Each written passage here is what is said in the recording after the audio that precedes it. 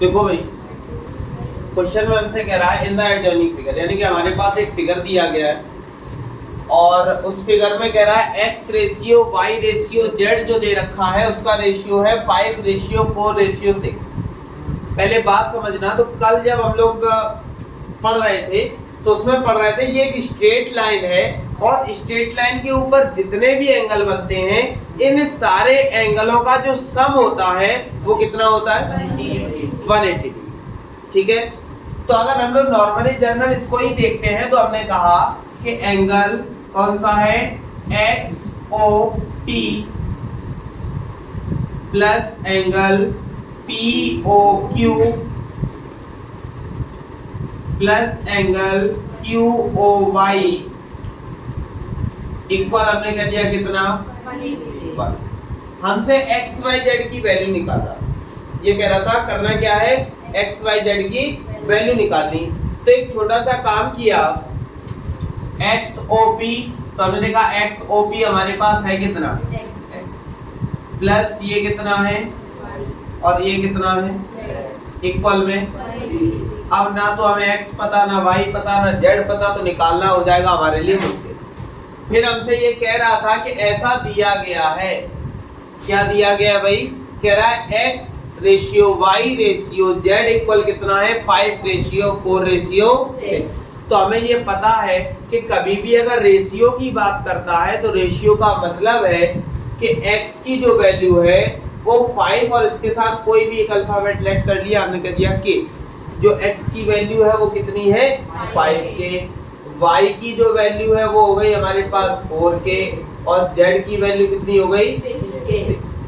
Clear, हमारे पास x की भी वैल्यू आ गई, y की भी वैल्यू आ गई और z की भी। उठा के कहाँ रख दो यहाँ।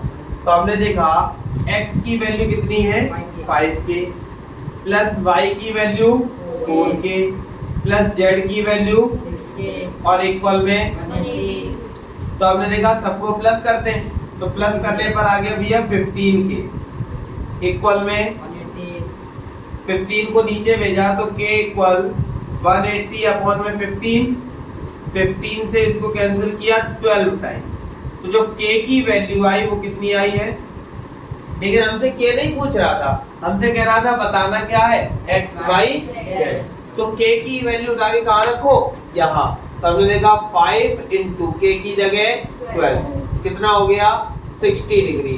यहाँ देखा 4 k की जगह 12 कितना हो गया 48 डिग्री। यहाँ देखा 6 k की जगह 12 तो कितना हो गया 72 डिग्री। और तीनों एंगलों का सम करेंगे तो हमारे पास कितना आ जाएगा 180 डिग्री।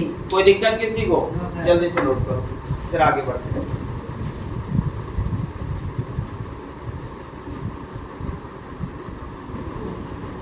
ध्यान देना, दो तरीके हमने कहा इसको कर रहे हैं, क्या है दो तरीके, जो अच्छा लगे वो तुम अपनाओ। ठीक है, पहला तरीका नॉर्मली है जो अभी तक हम लोग करते आ रहे हैं, बस थोड़ा सा हमें ध्यान देने की जरूरत है। ठीक है, क्या ध्यान देना है, हमें पता है कि एक स्ट्रेट लाइन जो होती है वो कितने डिग्री का एंगल बनाती है। हमने एक काम किया, ये सोचा नीचे कुछ है ही नहीं, हटा दिया, ठीक हटाया ना। तो हमने देखा ये क्या बन रही है, तो ये कितने डिग्री का एंगल बना रही होगी, यानी कि इधर का एंगल हमें जानकारी में नहीं है। ठीक, जानकारी में नहीं, कुछ भी लेट कर लो, x नहीं लेट करना चाहते कोई बात नहीं, एंगल का नाम बना रहे तो यहाँ तो O लिखा ही हुआ था। ठीक, तो हमने देखा भैया क्या देखा कि angle AOC plus angle BOC या COB जो भी लिखना चाहो इक्वल कितना है।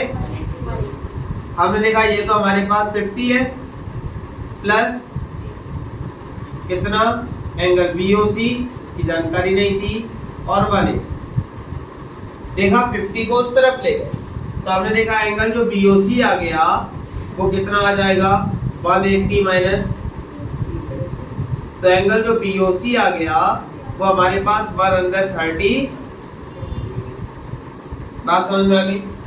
ये तो हमारी किसकी आई वैल्यू एंगल BOC, लेकिन ऐसा तो फिगर था नहीं हमारा, लेकिन हमें ये पता चल गया ये हमारे पास कितना है 100। अब ध्यान देना ये एक लाइन ऐसे गई हुई थी, यहाँ पे हमारे पास क्या था डी दिया, ठीक है। अब फिर से अगर देखा जाए तो ये क्या है, एक कौन सी CO और ऊपर कितने डिग्री का एंगल बन रहा होगा 180 का, तो हम कह सकते हैं एंगल कौन सा COB plus angle BOD equal में कितना, तो ये वाला हमारे पास कितना है, ये हमें पता नहीं है, इक्वल 130 को उधर ले, तो हमने देखा BOD इक्वल 130 माइनस करवाया तो कितना आ गया, तो हमें ये पता चला कितना हो गया। फिर देखा ये एक स्ट्रेट लाइन है, ये 50 है तो ये वाला निकालेंगे तो कितना 1। कोई दिक्कत, बात समझ में आएगी, ठीक। लेकिन हमें ये वाला तरीका ज्यादा लेंथी लग रहा है, अपनाने की कोई आवश्यकता नहीं है। हम लोग डायरेक्टली एक तरीका लगाते हैं जो सिंपल भी होगा, आसान भी होगा और देखने में भी मतलब हर चीज से आसान होगा, ठीक। क्या हुआ देखिए नींद आ रही है, फिर अच्छा मैं चेक कर रही हूँ सही चल रहा है, चलो कोई बात नहीं, चेक करते रहो लेकिन साथ में पढ़ते रहो, ठीक है। तो हमने कहा ये हमारे पास क्या एक फिगर है। एक चीज हमने देखी, जब हमने नॉर्मली जनरल तरीका लगाया है तो जनरल तरीका लगाने पर हमने एक चीज देख रहे हैं, यहाँ 50 है, इधर वाला कितना दिख रहा है, ये 130 है, इधर वाला कितना है 130। बस क्वेश्चन खत्म, इस तरह दिया गया है। याद रखोगे ये वाला एंगल हमेशा इसके इक्वल होगा। क्यों इक्वल होगा, प्रॉपर्टी ऑफ कौन सा एंगल, वर्टिकली अपोजिट। ये कौन सा एंगल होगा, इसका वर्टिकली अपोजिट है। अपोजिट एंगल ऑलवेज क्या होते हैं, इक्वल होते हैं। बात समझ में आ गई। अब देखो इसको करना कितना आसान हो गया। जैसे नॉर्मली हमने ये एक फिगर बनाया, जैसे यही वाला फिगर था, ये 50 डिग्री दे रखा था, ये हमें जानकारी नहीं थी, ये पता नहीं थी, इसको O नाम दे रखा था, ठीक है। और हमारे पास ये A था, ये हमारे पास B, यहाँ C और यहाँ क्या था, ठीक है।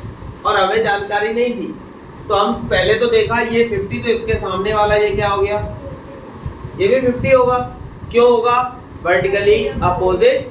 तो यहाँ पे पहले हम लोग लिख के दिखाएंगे कि एंगल जो AOC होगा वो इक्वल रहा होगा एंगल किसके, BO, और कितने डिग्री रहा होगा, क्यों रहा होगा, तो वर्टिकली अपोजिट। इतनी बात समझ में आ गई, इतने हमने किए थे। उसके बाद फिर हमने देखा जितना एंगल यहाँ होगा उतना ही, तो हमने एक छोटा सा काम किया, इसको कह दिया x, तो नीचे भी ऑटोमेटिक। क्यों, नीचे लिख के दिखा दूं कि angle BOC equal angle AOD is equal to x, because बात समझ में आ गई। लिखने के बाद हमें पता है कि इन सारे एंगलों का सम कितना हो गया होगा, अभी भी 180। एक स्ट्रेट लाइन 180 बनाती है। जब हमने कहा था नीचे ऊपर हो तो सारे एंगलों का सम कितना हो जाता है, 360 डिग्री। तो हमने कहा एंगल कौन सा, AOC plus angle BOC plus BOD, सारी चीजें लिख लोगे। तो लिखने के बाद अगर डायरेक्टली चालू करें तो 50 plus x plus 50 plus x और इक्वल में कितना, कोई दिक्कत।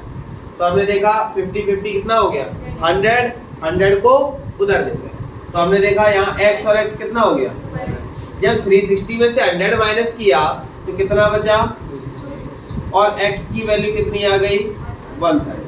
जब x की वैल्यू, तो x कहाँ लेट किया था, यहाँ भी लेट किया था 130, यहाँ भी लेट किया था, तो देखो वही तो हुआ जो यहाँ किया। बात समझ में आएगी नहीं।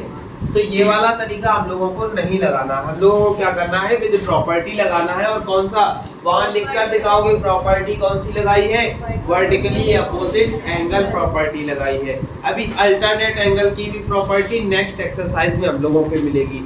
इस एक्सरसाइज में केवल और केवल कौन सी प्रॉपर्टी है, वर्टिकली अपोजिट एंगल वाली प्रॉपर्टी।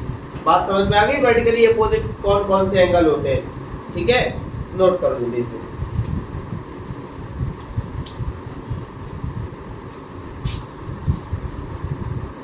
ध्यान देना, फिगर अच्छा लग रहा है, सारी चीजें, लेकिन हमें करना क्या है, वैल्यू निकालना। ठीक है, बहुत आसान है, निकल सकता है।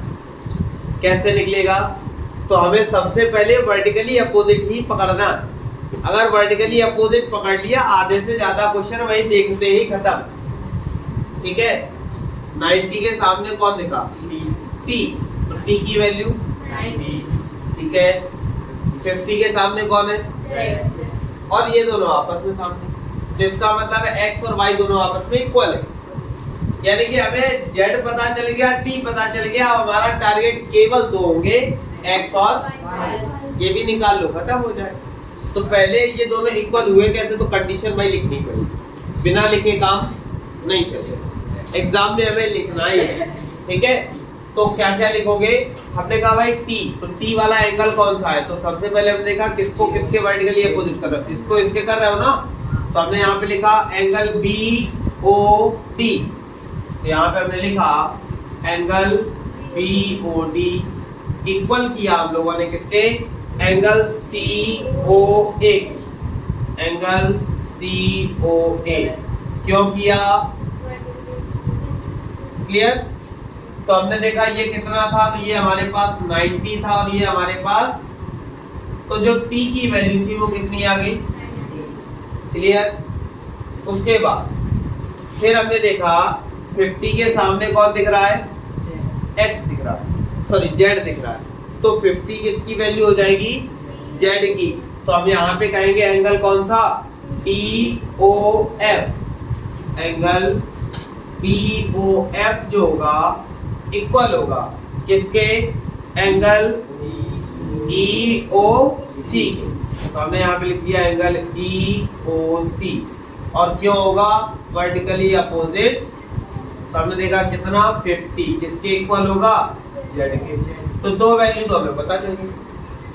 ठीक है, फिर हम एक और चीज देखते हैं कि भैया ये दोनों भी आपस में कैसे वर्टिकली अपोजिट, लिख लेते हैं। कौन कौन? तो हमने लिखा एंगल AOF, एंगल AOF जो होगा वो इक्वल होगा एंगल किसके? BOE के। और क्यों होगा? तो वर्टिकली अपोजिट। तो हम कह सकते हैं जो x है वो इक्वल होगा किसके? इसकी हमें जरूरत पड़ेगी, हमने लिख लिया। अगर हम चाहे तो एक स्ट्रेट लाइन से भी काम कर सकते हैं, लेकिन हमें नहीं करना। हमने देखा सारे एंगलों का सम कितना होगा भाई? 360। ठीक, एक साथ खत्म हो जाएगा, वरना हम लोग क्या करें, एक स्ट्रेट लाइन ले, दो एंगल हमें पता चली गए हैं, तीसरा एंगल निकालना है, निकल सकता है। हमने पूरा इकट्ठा लिया, क्या ले लिया? एक पूरा इकट्ठा। तो इकट्ठा लेने में क्या हो जाएगा? कितने डिग्री का एंगल? 360। तो हमने यहाँ पे कहा, क्या कहा भाई? सारे एंगलों के नाम लिखते हैं नंबर वाइज। एंगल कहीं से भी स्टार्ट करो, ए से ही स्टार्ट करो, तो AOC plus angle COE plus angle EOB plus angle BOD plus angle DOF plus angle FOA, और इक्वल में कितना? पहले तो सबकी नॉर्मल वैल्यू लिख लेते हैं, किस जगह पे क्या क्या लिखा हुआ। देखा AOC पे क्या लिखा हुआ था? T था, plus Z plus Y plus 90 plus 50 plus X, और इक्वल में कितना भैया? 3। तो हमने देखा T की वैल्यू निकाल चुके थे, कितनी हो गई थी? 90। Z की वैल्यू भी निकाल चुके थे, कितनी? प्लस y की भी वैल्यू निकाल चुके थे, कितनी थी भाई? y की वैल्यू x थी, तो y की प्लेस पे प्लस 90 प्लस 50 प्लस x और इक्वल में 300। तो हमने देखा 90 प्लस 50 प्लस 90 प्लस 50 सबको अगर ऐड करें तो 280 बनता है। तो हमने सबको ऐड किया तो कितना हो गया? 200 प्लस x, और x कितना हो गया? और इक्वल में 300।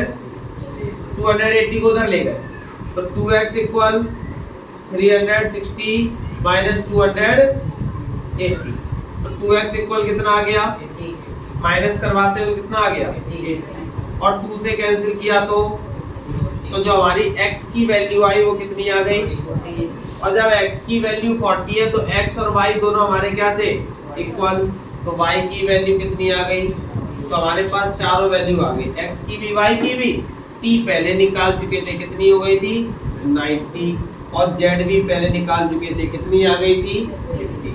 तो यही चार वैल्यू हमने क्या कह रहा था, कोई डाउट इतने में, नोट कर लो भैया।